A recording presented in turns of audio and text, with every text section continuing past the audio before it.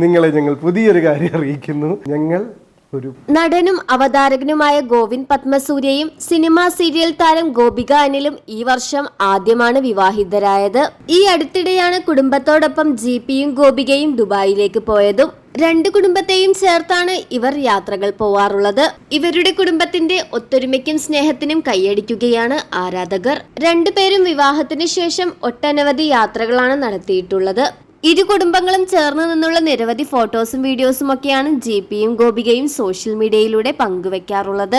സന്തോഷകരമായ കാര്യം മറ്റൊന്നാണ്, വിവാഹത്തിന് പിന്നാലെ വരുന്ന എല്ലാ ആഘോഷങ്ങളിലും ഇരു കുടുംബങ്ങളും ഒന്നിച്ചാണ്.